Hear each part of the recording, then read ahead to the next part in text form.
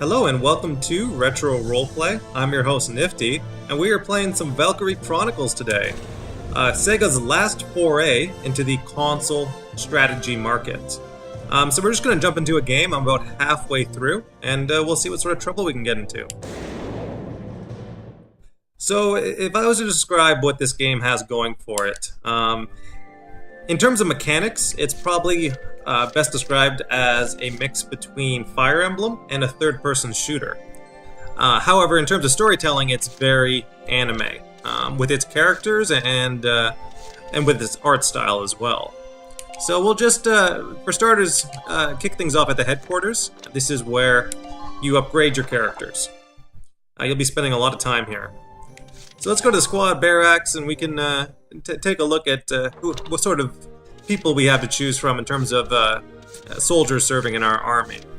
So classes are fairly straightforward. You have two snipers here, Catherine O'Hara and Oscar, and they're going to have the same weapon currently, but you can outfit them with different weapons. They have the GSR-3.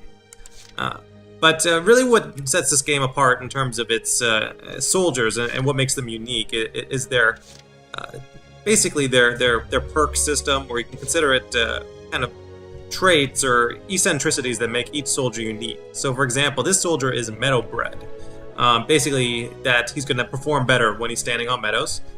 He hates imps, which is just their name for the occupation forces. He's a bit of a coward, he has night vision, and he is a nest master. Catherine, however, gets an accuracy boost. She likes being around people. She's meadow-bred, she's a pessimist, and she gets a little stressed out when she runs out of bullets. We have engineers, who are responsible for doing things like cutting barbed wire and keeping the tank prepared. We have lancers, who are basically your anti-tank troops. They use big, they call them lances, but they're basically rocket-propelled grenades. We have shock troopers, who are the machine gunners. They run around with submachine guns and can soak up a lot of damage. We have scouts who only use rifles, but they can have this huge movement distance, which is valuable when you're trying to cap points or get the high score on a certain level. Time is a factor. And then, of course, you have Welkin, and he is your tank commander. He does drive around in his father's personal armored vehicle. So that's the squad screen. The command room allows you to swap in who's fighting, not a big deal. You have your training field, which is where you're able to upgrade each class. He's the drill instructor, and you're free to use any sort of XP that you've saved up, leveling up classes based on which ones you like the best. And that's going to provide them with class perks. And then finally, you have your R&D facility, and that's really your armory.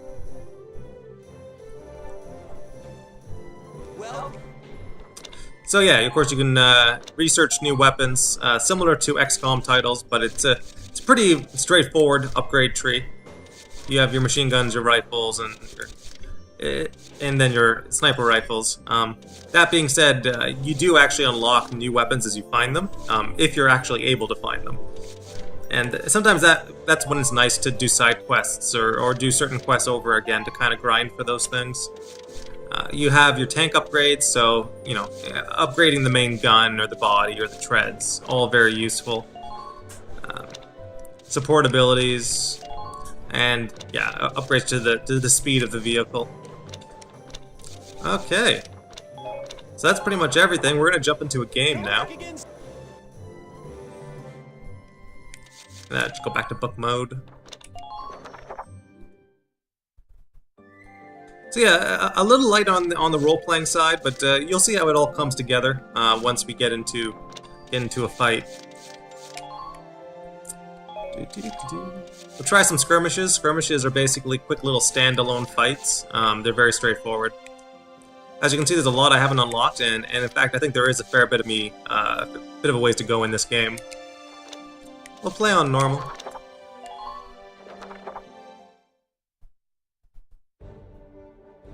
You will now be briefed on the operation. So it's usually a good idea to listen to the mission briefing just so you know what you're doing going in. And drive their strike forces back.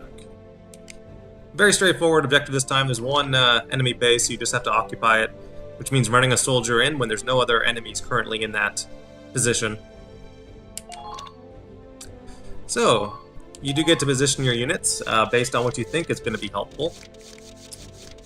Always a good idea to run with a shock trooper. Rosie's the strongest. Largo is the strongest lancer. He's kind of the story character. I'll pop the 2 snipers over here. They should have a decent line of sight. Scouts can go at the back just because they don't mind running a little bit farther. And then in here, I'm primarily concerned about the possible tanks that could come in. Also, much like Fire Emblem, there are certain men that do better with. There's certain soldiers that work better alongside others. That's certainly something that is pretty common. Bring lots of lancers just because I'm not too concerned about anti-infantry. Any of the shock troopers can take them down pretty easily. But tanks are a huge pain. They're very dangerous in this title. All right.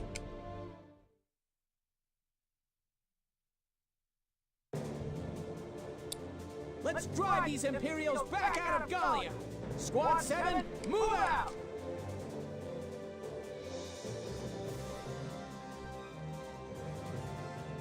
Okay. So this is the tactical screen where you get to decide which unit you want to move. Every time you move a unit, it does require command points. So that is a finite resource, and you want to be careful about that. Whee! Our hero's in trouble now! So yeah, Vars is a badass. So we'll see how he does.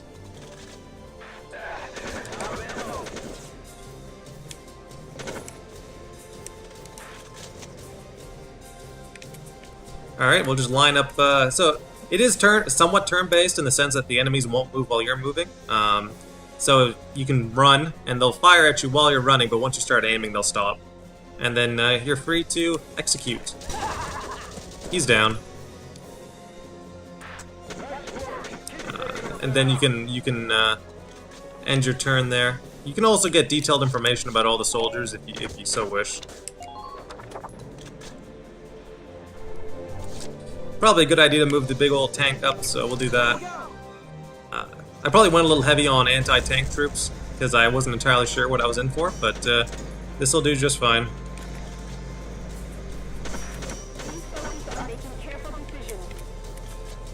This'll knock this guy out. And at least destroy all the cover as well, so he'll be pretty easy pickings. In the case of the tank, you do want to finish moving up, just because he's very expensive to get going. Alright, we got our sniper here.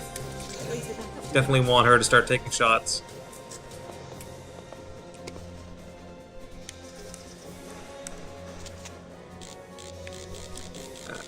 Pretty much as you expect, you can zoom right in, and then once you've got the head lined up, pop your shot. There you go. Nice and easy. Now, the snipers are very powerful, but they are incredibly fragile, as you might imagine.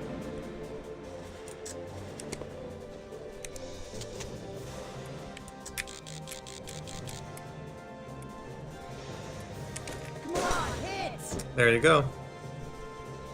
Yes!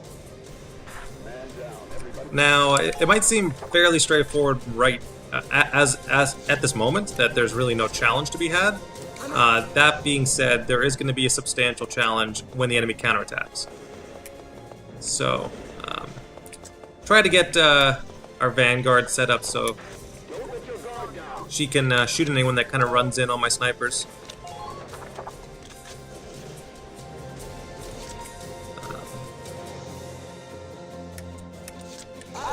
Then we'll move up Vice again, just so he's at the forefront of the battle.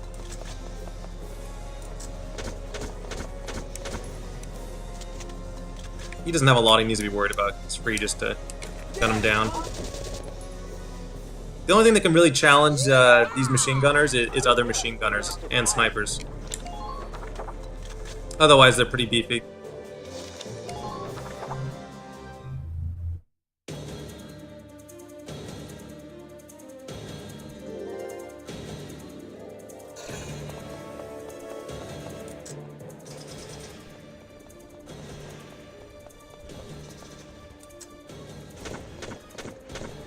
Yeah, the computer isn't always the brightest when it comes to shooting behind, around cover and that type of thing.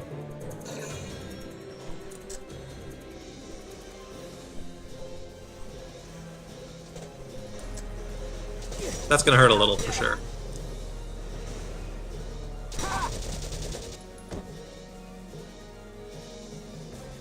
That's good. That means they're -1 command point.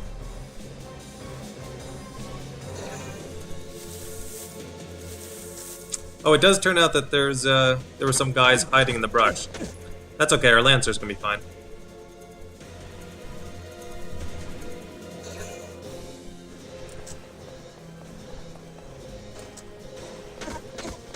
So even behind sandbags, the snipers are still taking some damage from the scouts.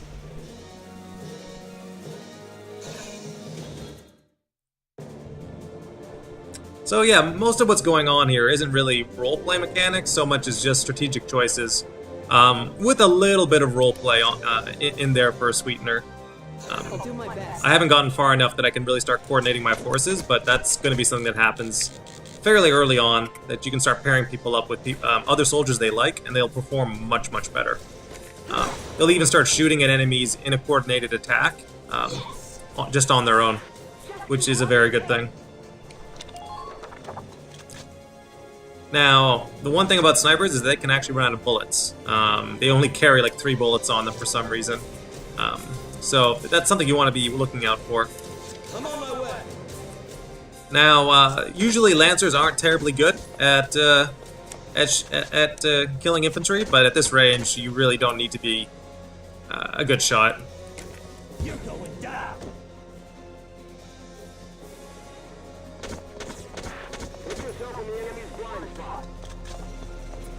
And as always, make sure to move up your forces. That's a good idea. Just try and stop me. And one more rocket to this guy should work just fine. Wait to see what they'll do. Go down. There we go. Luckily, they don't take any damage from their own rockets, so they can just run up and shoot them in the face. Here we go.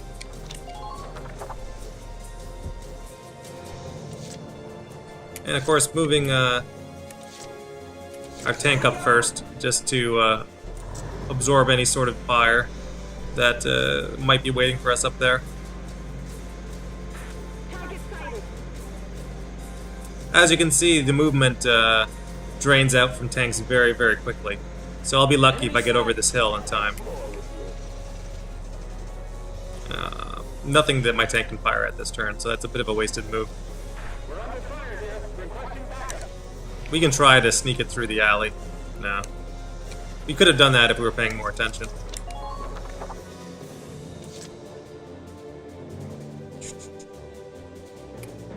We'll move forward with Rosie. She should be able to knock out anything that comes her way. I expect results from all of you. Enemy sighted. Oh, Ain't no stopping me. yep, there is a tank up there, so that's primarily what we want to be concerned with right now. There's actually 2 tanks waiting for us up there. So I'm kind of glad I brought all these anti-tank guys.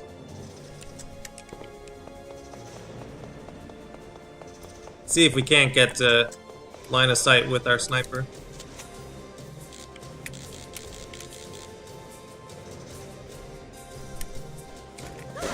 There we go. Another command point down. I'm not done yet. I don't really want her in line of sight of anything scary, but she might get shot at by that tank, which, considering she's a scout, will probably kill her. Hopefully they'll shoot at the Rosie instead.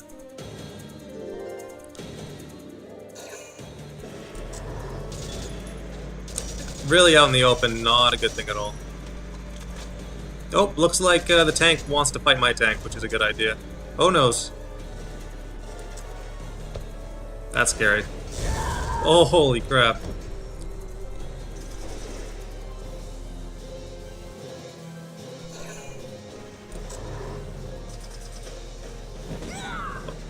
Not good at all. Luckily, all soldiers are equipped with their own little healing item, which might be a good idea to use in this case.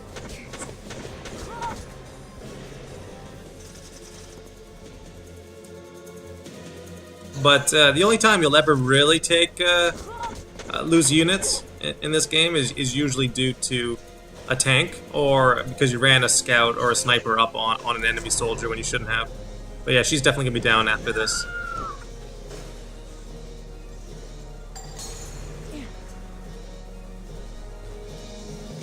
So, as quickly as that, if you're not being cautious about where you place your soldiers when their turn ends, that's really where your losses come from. And it might very well be impossible now to recover from this. Just because I didn't run any engineers to repair my tank, and I just made things far more difficult for myself than they needed to be. The best idea, though, is always going to be to get behind the tank to shoot at the radiator core. That's certainly something that you want to be doing. So you can see here that no, it doesn't look like I can get to it, fortunately, so we'll just hit it right on. And it is a light tank, so it won't be too difficult to destroy. If any of those soldiers move, though, they will be taking fire from my tank automatically. So they can't really run away. That's not really an option for them. Let's try to finish this flanking attack that we're aiming for here. Enemy sighted. Here we go. Blam. That did it. So, you could say that if this was a game of chess, your tank is very much the queen. Gotta remember to stay cool.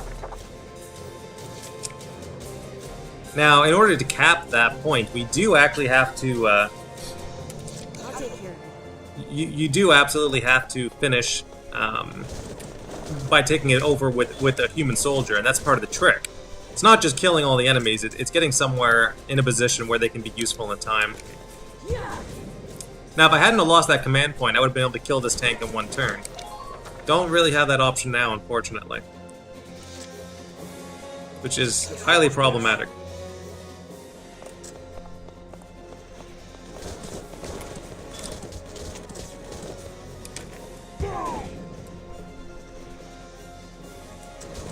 I will get through this fight, it's just not going to be pretty. And that's the end of the current phase. There's one more one more layer of strategy in that you can, issue orders that provide different stat boosts.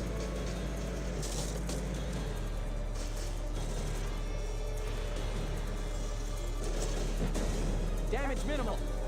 But he's aiming for my tank, which is good.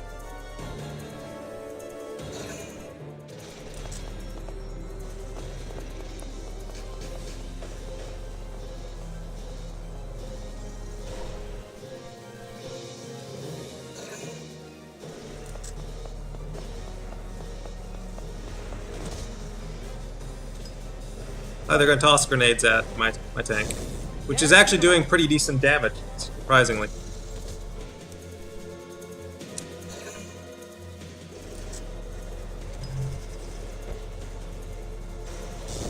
Under miner fire.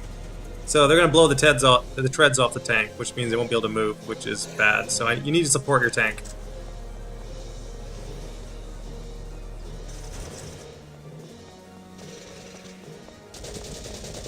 Yep, that scout's done.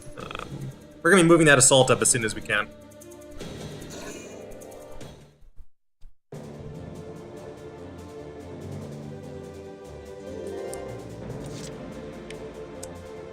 So our Lancer will be able to finish off this tank.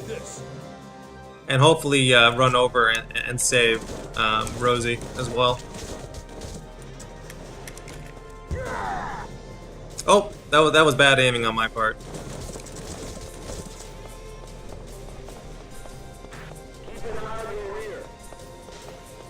So you do want to aim at the body instead of the treads. And that is the medic. They're going to run over and try to save Rosie, which is important because she's a very valuable character. You don't want her to die permanently. If an enemy makes contact with a body, then they're dead. And that's how this game works. So basically, never leave somebody out stuck on their own. There we go, aiming properly this time. That did the trick. Sorry, dear. I'm a city girl here. And they all have their own personalities as well. As silly as they can be. Alright. We most definitely need Vice up there. He's going to deal with a lot of that infantry now. Unfortunately, he's kind of slow. So, oh, there we go. That's someone he can deal with. Just try to get those headshots in. There we go.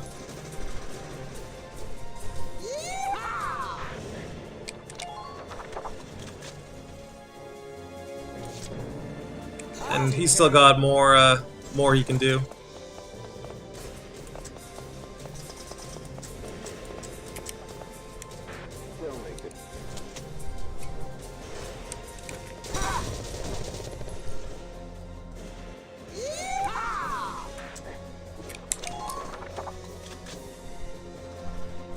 So any enemy that's out of cover, Vice is going to be able to deal with just fine on his own. And we get him in a sandbag as well, which it doesn't really matter where the fire is coming from, it's still going to help him defend. There we go. Now you do notice that the more I move a character a turn, the less they can actually move in the future. But it doesn't really have any impact on the amount of times they can fire at somebody. So it's a pretty common strategy to use your command points on one unit as long as he's in a good position. You would think that it's probably better to aim for multiple units and things of that nature, but it's not necessarily the case at all.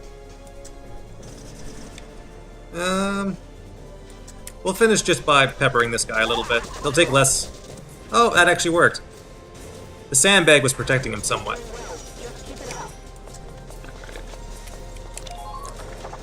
There's only one enemy remaining. So it's... Or there's two enemies remaining, and it should be an easy victory for us. But you can get a sense now of what this game is offering that perhaps the competitors are not. There certainly are a few things that come to mind. The tank will continue to take damage from those grenades, but it doesn't matter. This fight's already over. Yeah. In an interesting move, the enemy's basically given up. We'll run in Vice and just finish things off.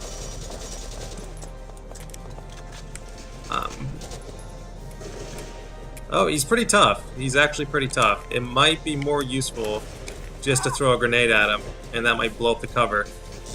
There you go. And that's going to allow us to finish him off next turn. Yeah, oddly enough, and this is one of the kind of interesting things about this title, is that sandbags are, like, godly. They help you no matter what you're doing. No matter where the fire is coming from, the sandbags are somehow magical. They provide a defense bonus. There we go, and we can occupy, and that's a little bit of Valkyria Chronicles. Operation complete. Now, for completing operations, your guys, of course, get experience, which allows you to level them up some more. And then only a C rank. I'm not actually terribly great at this game. Really, the only thing that affects your rankings is pretty much the number of turns it took you. So, if you can use one scout and run through everybody, and then camp, you know, and then get the enemy's camp, then of course you're going to get a better rank. So if you're able to do it faster, that's really the only thing that matters. And you're going to need to use scouts for that, and they're very fragile, so it can make things a little tougher for you. But yeah, that's Valkyria Chronicles, and this is going to be the end of another episode of Retro Roleplay. Thank you for watching.